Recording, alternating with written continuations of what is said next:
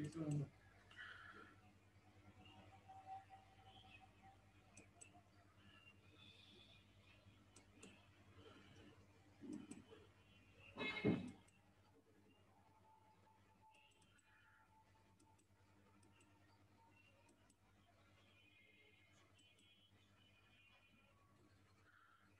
শিক্ষার্থীরা, অনলাইন ক্লাসে তোমাদেরকে অভিনন্দন জানাই।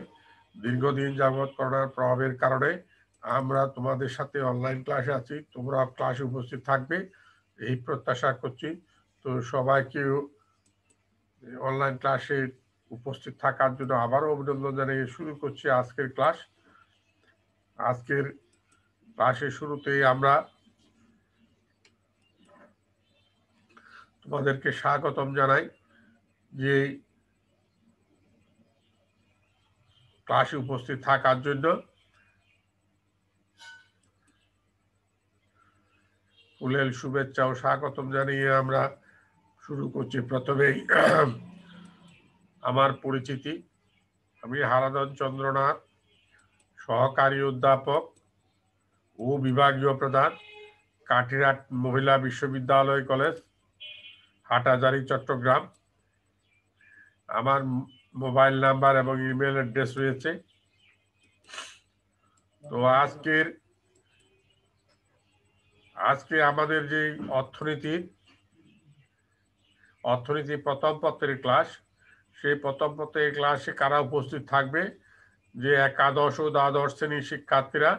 কারণ এতদিন পর্যন্ত আমরা এককভাবে একাদশ শ্রেণীর ক্লাস নিলেও এখন একাদশ এবং দ্বাদশ শ্রেণীর ক্লাস দুটো ক্লাস একসাথে আমরা নিচ্ছি, যেহেতু অনলাইন ক্লাসের সুবিধা রয়েছে এই কারণে।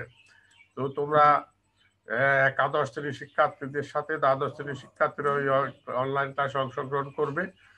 এই ক্লাসের পূর্বেই আমরা একটা মনোযোগ আকর্ষণের বিষয় চেষ্টা করছি, যে মনোযোগ আকর্ষণে আমরা এখানে অনেকগুলো ফিভার নিয়েছি। এই যে বৈদ্যুতিক বাল্ব, এখানে টাকা, এখানে একটি গাড়িও রয়েছে, এখানে দুজন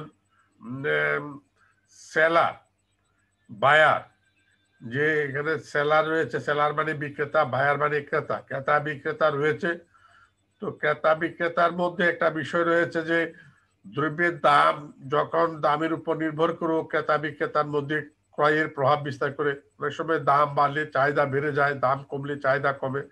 আবার কিছু কিছু ক্রেতা বিক্রেতার বিষয় রয়েছে যেখানে বাজারে দ্রব্যের দাম অপরিবর্তন হলো, হয়তো কোনো বিক্রেতার ইনকাম বাড়লে তার আয় চাহিদা বেড়ে যায়, ইনকাম কমলে তার আয় চাহিদা কমে যায়।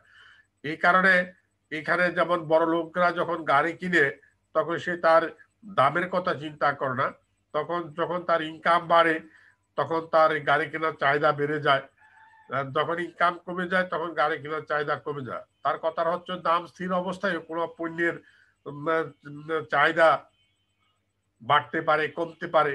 এই বিষয়টার উপর নির্ভর করে আজকের আমাদের ক্লাস। দামের পরিবর্তনের কারণে চাহিদার হ্রাস বৃদ্ধি হয়, আবার দাম স্থির থেকেও পণ্যের চাহিদা হ্রাস বৃদ্ধি হয়। সেই বিষয়টা নিয়ে আমরা আজকের ক্লাস আর করতে চাচ্ছি। সেই ক্লাসের উপর আজকের ক্লাসের আমরা যাব। আজকের ক্লাসে আজকের পাঠ আমরা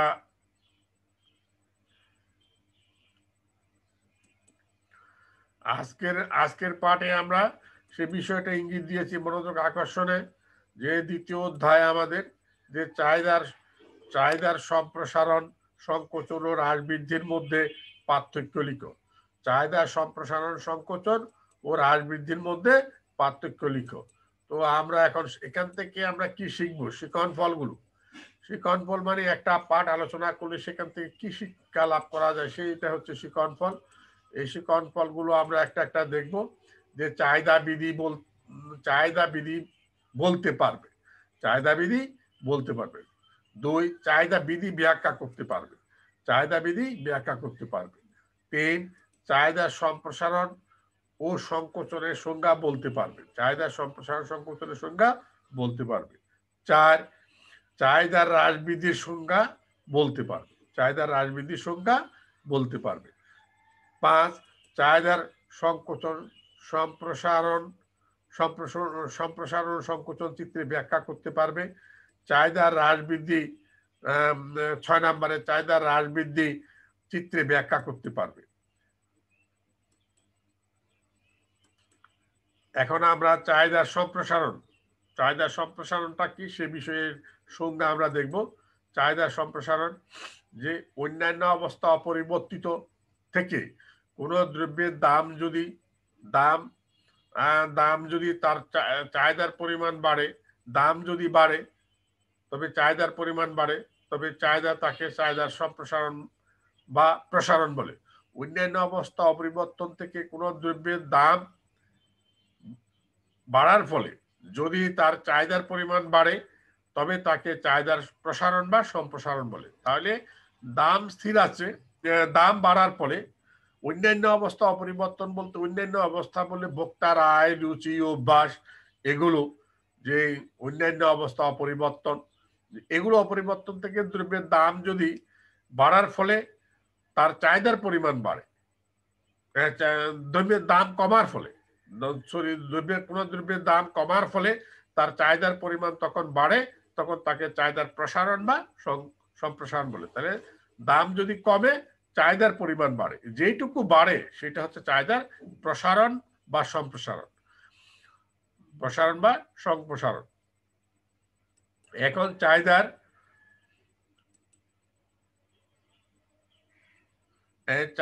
সম্প্রসারণ আমরা চিত্রের সাহায্যে ব্যাখ্যা করব। চিত্রের সাহায্যে ব্যাখ্যা, চাহিদার সম্প্রসারণ চিত্রের সাহায্যে ব্যাখ্যা করব। এখন চিত্র আসতেছে আমাদের। চিত্র আমাদের লম্ব অক্ষে দাম, ভূমি অক্ষে চাহিদা, ভূমি অক্ষে চাহিদা, তারপর দাম P1 দামে চাহিদার পরিমাণ আমাদের 1, যেটা আমাদের এই বিন্দুতে দেখানো হচ্ছে। তারপর দাম কমে গেল, দাম কমলো, দাম কমার ফলে দাম P1 থেকে কমে P2 হলো, দাম কমলো, চাহিদার পরিমাণ বাড়লো, চাহিদার পরিমাণ 1 থেকে বেড়ে 2 হলো, চাহিদার পরিমাণ 1 থেকে বেড়ে 2 হলো। তাহলে এই যেটুকু বাড়লো সেটা হলো আমার চাহিদার কি সম্প্রসারণ বা প্রসারণ। তাহলে আগের থেকে চাহিদা বেড়ে গেছে, এখান থেকে আগে ছিল 1, এখন হতো 2, চাহিদা বেড়ে গেছে, এটা চাহিদার প্রসারণ, এটা চাহিদার প্রসারণ। এখন এইটা চাহিদার প্রসারণ, অর্থাৎ এ বিন্দু থেকে বি বিন্দুতে আসা আমরা চাহিদার প্রসারণ। দাম P1 থেকে কমে P2, চাহিদা 1 থেকে বেড়ে 2।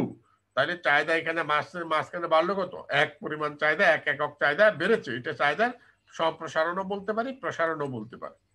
তো চিত্রের আমাদের চিত্রের পরিচিতি, চিত্রের লম্ব অক্ষে দাম, ভূমি অক্ষে চাহিদাকে দেখানো হয়েছে। এবার আমরা চিত্র বিশ্লেষণের আসি।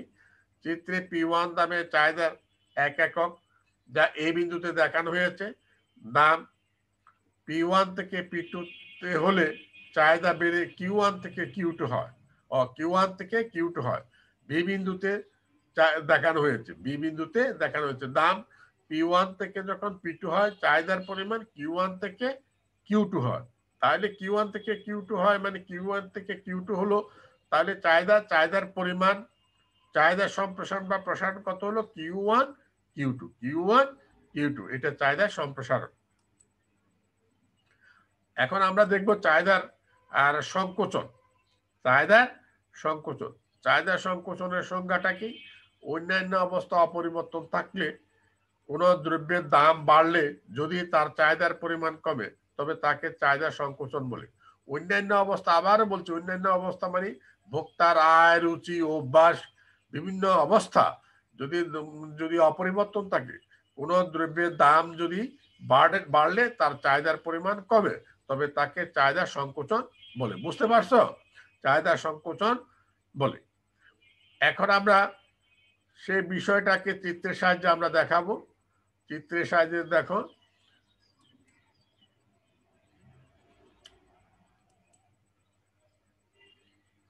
চাহিদার সংকোচন আমরা চিত্রের সাহায্যে ব্যাখ্যা করব। এখন চিত্র আসতেছে। দাম, লম্ব অক্ষে দাম, ভূমি অক্ষে চাহিদাকে দেখানো হয়েছে। তারপর দাম P2 দামে চাহিদার পরিমাণ Q2 বা Q1, যা আমাদের বি বিন্দুতে দেখানো হয়েছে। দাম P2 থেকে বেড়ে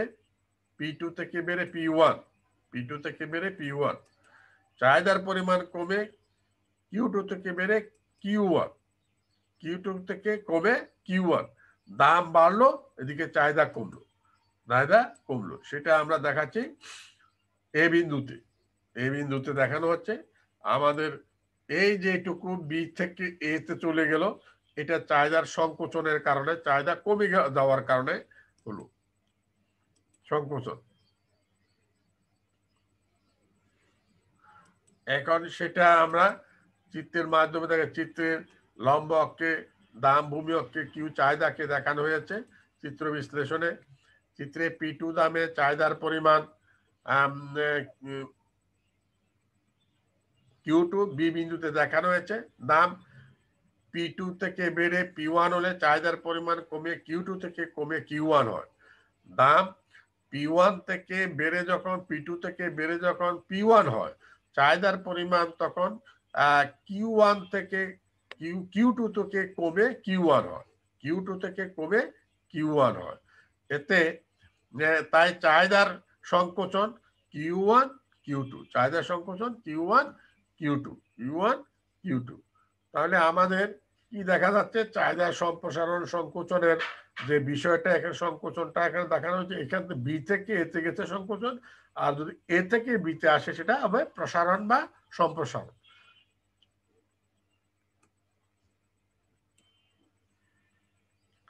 এখন আমাদের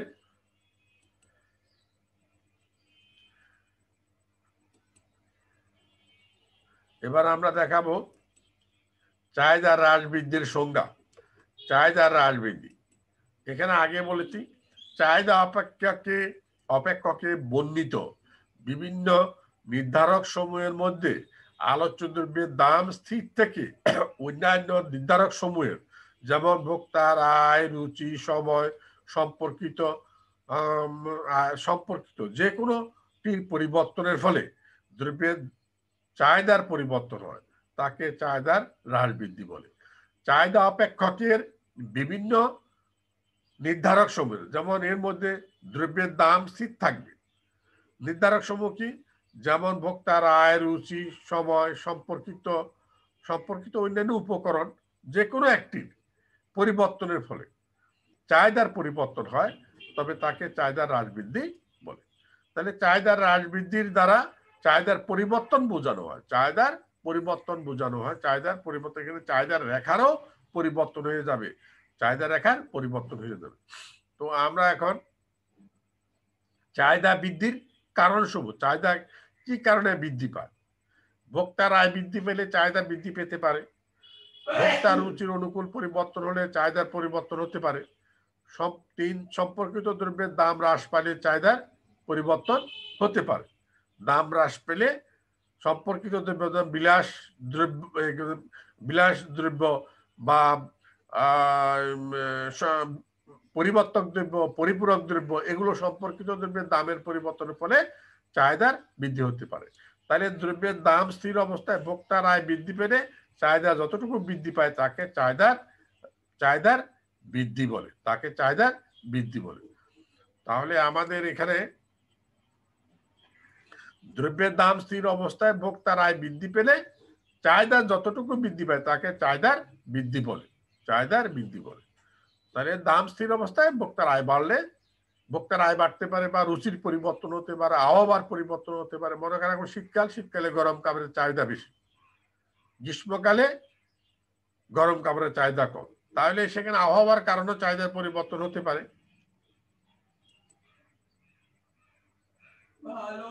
চাহিদার বৃদ্ধি, এখন আমরা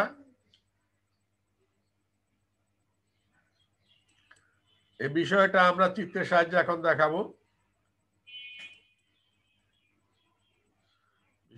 চিত্রের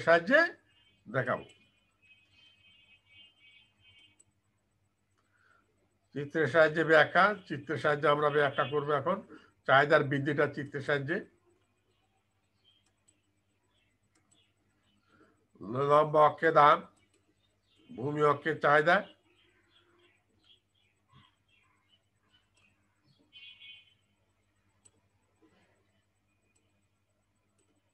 ভূমি অক্ষে চাহিদা। তো আমাদের মূলবিন্দু 0, P1 দামে চাহিদার পরিমাণ Q1, যা আমাদের এই বিন্দুতে দেখানো হলো। এটা আমাদের প্রাথমিক চাহিদা রেখা, ডিডি চাহিদা রেখা। এখন দাম অপরিবর্তিত অবস্থায় ভোক্তার আয় বৃদ্ধি পেলে কি হবে? এখন দাম আগের মতো P1 অবস্থায়,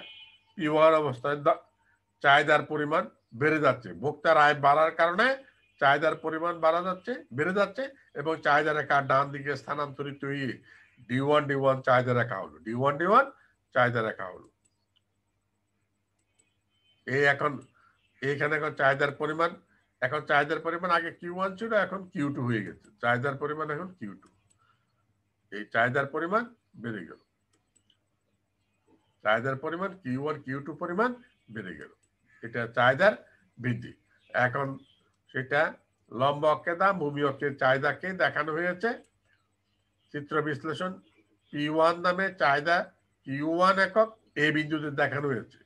দাম P1 এর স্থির অবস্থায়, আয় বেড়ে গেলে চাহিদা বৃদ্ধি পায়। আয় বেড়ে গেলে কার? ভোক্তার আয় বেড়ে গেছে বা রুচির পরিবর্তন হয়েছে, তাহলে চাহিদা বেড়ে যায়। ফলে চাহিদা রেখা ডিডি থেকে ডানে সরে D1 ডিডি থেকে ডানে সরে D1 হয়, যা এখন D1 হয়, যা বি বিন্দুতে দেখানো হয়েছে। এখন বি বিন্দুতে দেখানো হয়েছে, ফলে চাহিদা বেড়ে Q1 থেকে Q2 হয়, Q1 থেকে Q2 হয়। তাই চাহিদার বৃদ্ধি Q1 Q2। এবার চাহিদার হ্রাস আমরা দেখাবো। চাহিদা হ্রাসের কারণ ভোক্তার আয় যদি কমে যায় তাহলে চাহিদা হ্রাস পাবে। ভোক্তার আয় কমে গেলে চাহিদা হ্রাস পাবে। আর ভোক্তার রুচির প্রতিকূল পরিবর্তন, রুচি যদি কমে যায়, রুচি যদি খাওয়ার প্রতি ইচ্ছা না থাকে, যেমন শীতকালে কোকা কোলার চাহিদা কমে, এইটা ঠান্ডার সময়, এই কারণে চাহিদা। সম্পর্কিত দ্রব্যের দাম, অর্থাৎ পরিবর্তক দ্রব্য এবং পরিপূরক দ্রব্যের দামের পরিবর্তনের ফলেও চাহিদার পরিবর্তন হতে পারে। এই চাহিদার এই পরিবর্তন, হ্রাসের পরিবর্তন, চাহিদা কমে যাওয়া। এখন বিষয়টা আমরা তাহলে দ্রব্যের দাম স্থির অবস্থায় ভোক্তার আয় হ্রাস পেলে চাহিদা যতটুকু হ্রাস পায় তাকে চাহিদার হ্রাস বলে। তাহলে দ্রব্যের দাম স্থির অবস্থায় ভোক্তার আয় হ্রাস পেল, ভোক্তার আয় কমে গেল। আগে যেখানে আয় ইনকাম বেশি ছিল, তার বেতন বেশি ছিল, এখন বেতন কমে গেছে করোনার কারণে। কোম্পানিগুলো বেতন দিতে পারছে না, এই কারণে ভোক্তার হয়তো আয় কমে গেছে, এই কারণে চাহিদা হ্রাস পেয়েছে, চাহিদা কমে গেছে, তাকে চাহিদা হ্রাস বলে। এখন বিষয়টা আমরা চিত্রের সাহায্যে দেখাবো। চিত্রের সাহায্যে বিষয়টা আমরা দেখাবো।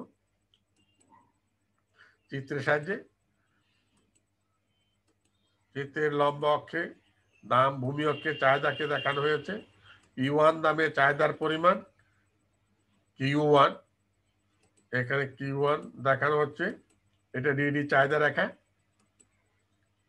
আবার P1 দামে চাহিদার পরিমাণ, চাহিদা রেখার বামে সরে যাচ্ছে ইনকাম কমে যাওয়ার কারণে। নতুন চাহিদা রেখা D1, আগে ছিল ডিডি, এখন দাম চাহিদা ইনকাম কমে যাওয়ার কারণে চাহিদা কমে গেছে, এই জন্য চাহিদা রেখা ডান দিকে সরে গেছে, চাহিদা রেখা বাম দিকে সরে গেছে। এই এখন চাহিদার পরিমাণ হলো কত? Q2। আগে ছিল Q1, এখন হলো Q2।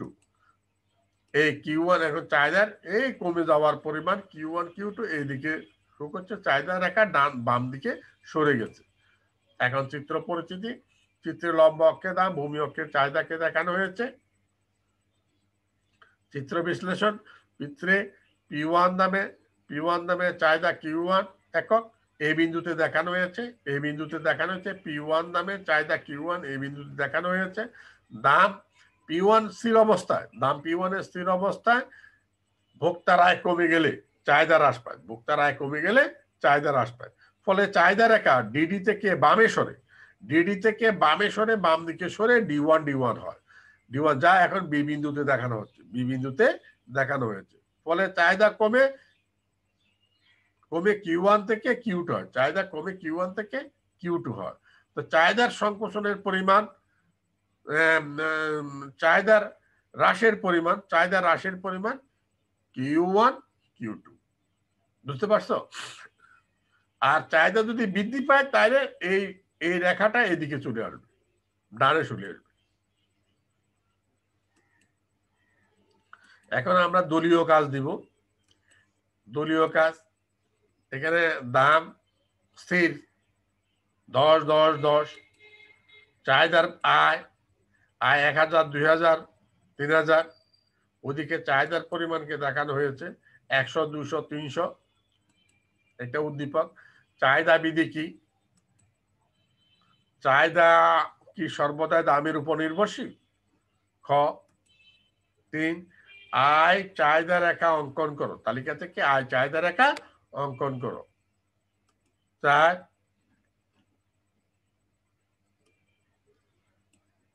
দামের সাথে সম্পর্কিত চাহিদার রেখাগুলো অঙ্কন করো, দামের সাথে সম্পর্কিত চাহিদা রেখাগুলো অঙ্কন করো, দামের সাথে সম্পর্কিত চাহিদা রেখাগুলো অঙ্কন করো, দামের সাথে সম্পর্কিত। এখন আমরা একটা একটা দিকে যাই।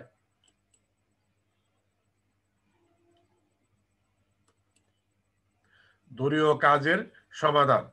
দলীয় কাজের সমাধান চাহিদা বিধি কি সেটা আগেই বলা হয়েছে, যে চাহিদা বিধিটা আমরা গত ক্লাসও নিয়েছি, যে তোমরা এখানে দেখতে পাচ্ছ, অন্যান্য অবস্থা অপরিবর্তন থাকলে দ্রব্যের দাম বাড়লে চাহিদা কমে, দাম কমলে চাহিদা বাড়ে, দামের সাথে চাহিদার এই বিপরীত সম্পর্ককে চাহিদা বিধি বলে।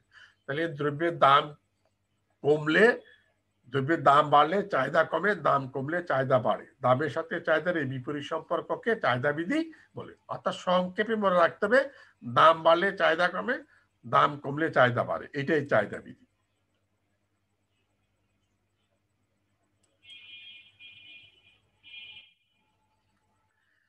দলীয় কাজের সমাধান।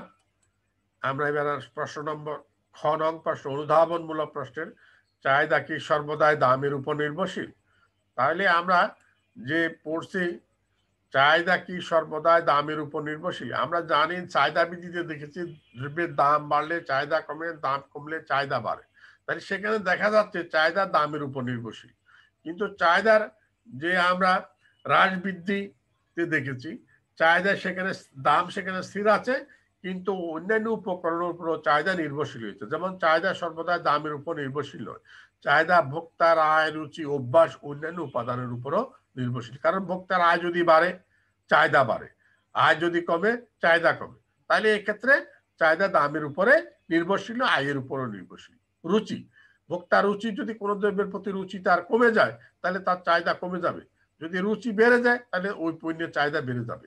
অভ্যাসের কারণে বা অন্যান্য উপাদানের পরিবর্তনের কারণে বাজারে অথবা লটারি দিয়েছে, রমজানের ঈদের বাজারে লটারি দিয়েছে যে 1000 টাকার পণ্য কিনলে তুমি একটা কুপন পাবে, ওই কুপনেতে ফার্স্ট প্রাইস মনে করো 40 লক্ষ টাকা, ফার্স্ট পুরস্কার। এই লটারির কারণে তুমি বাজারে পণ্য কেনার চাহিদা বাড়িয়েছ, যেই লটারি পাওয়ার প্রত্যাশা। এভাবে বাজারে যদি ক্রেতার সংখ্যাও বৃদ্ধি পায়, সেখানেও চাহিদার পরিমাণ বাড়বে, পণ্যের চাহিদার পরিমাণ বাড়বে। এভাবে ভোক্তার চাহিদা শুধু দামের উপর নির্ভরশীল নয়, অন্যান্য বিষয়ের উপরও নির্ভরশীল। তাহলে মনে রাখতে, ভোক্তার চাহিদা শুধু দামের উপর নির্ভরশীল নয়, অন্যান্য উপাদানের উপরও নির্ভরশীল হতে পারে।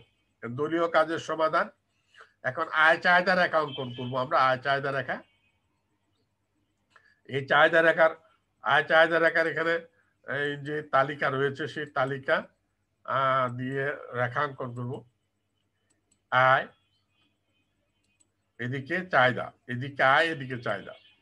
1000 টাকা আয়, চাহিদার পরিমাণ 100, আমরা সেটা এই বিন্দুতে দেখাচ্ছি, এটা এই বিন্দুতে দেখানো হচ্ছে। আয় 2000 টাকা, চাহিদা 200, এটা আমরা বি বিন্দুতে দেখাচ্ছি, এটা বি বিন্দুতে। আয় 3000 টাকা, আয় 3000 টাকা, চাহিদা 300, এটা আমরা সি বিন্দুতে দেখাচ্ছি, সি বিন্দুতে। তাহলে এ বি সি, এই বিন্দু তিনটি যোগ করে আমরা আয় চাহিদা রেখা পাবো। এটাই আমাদের আয় চাহিদার income, income demand curve, income demand curve, আয় চাহিদা রেখা, আয় চাহিদা রেখা। এবার আমরা চিত্রের পরিচিতি। চিত্রের লম্ব অক্ষে আয়, ভূমি অক্ষে চাহিদা কিউকে দেখানো হয়েছে।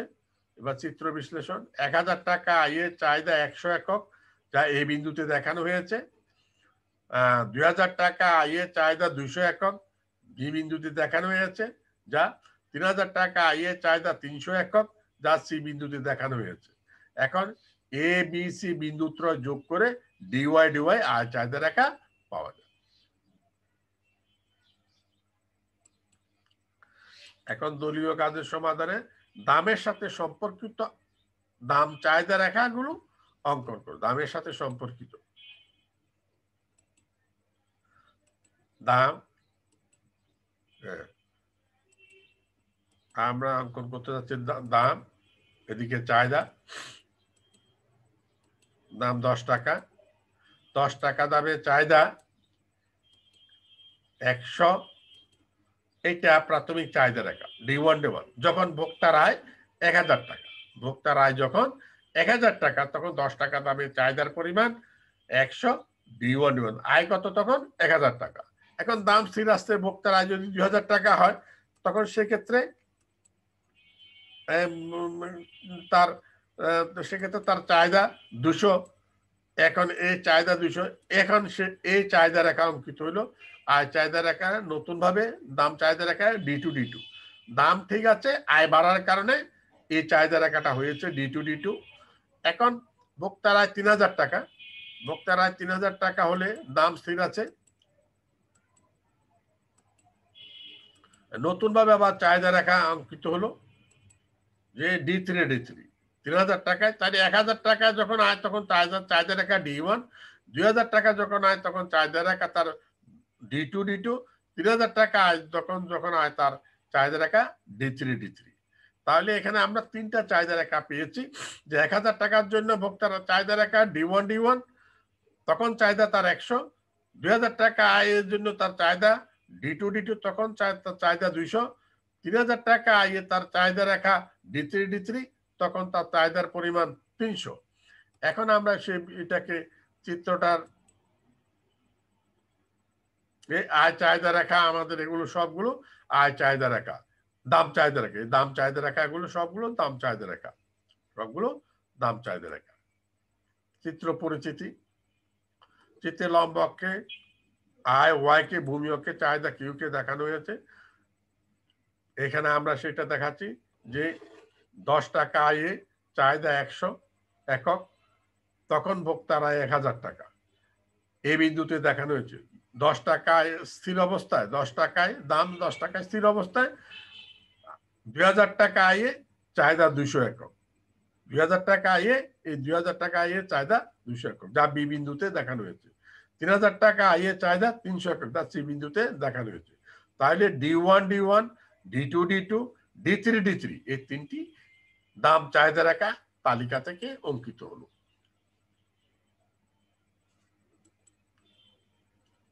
এখন আমাদের বাড়ির কাজ। বাড়ির কাজটা কি? আগামী ক্লাসে যে ক্লাসটা নেব আমরা, সেই বাড়ির কাজ এখানে দেখানো হচ্ছে।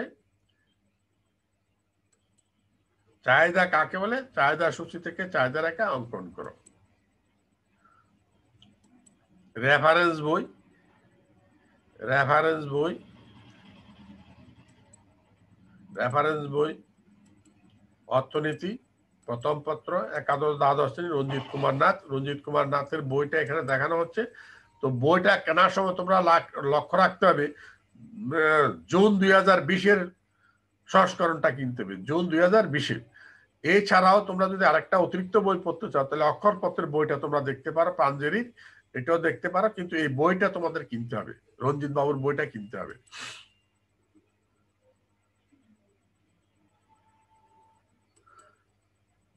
তো তোমাদেরকে অনলাইন ক্লাসে সবাইকে আন্তরিক অভিনন্দন জানিয়ে আজকের মতন ক্লাস এইখানে আমি শেষ করছি। ধন্যবাদ। ভালো থাকবে, সুস্থ থাকবে, সবাই করোনা থেকে সচেতন থাকবে, বাইরে গেলে সবাই মাস্ক পরিধান করে বের হবে এবং বারবার সাবান দিয়ে, ডেটল দিয়ে হাত পরিষ্কার করে নেবে, করোনা মুক্ত থাকবে। সবাইকে ধন্যবাদ, ভালো থেকো।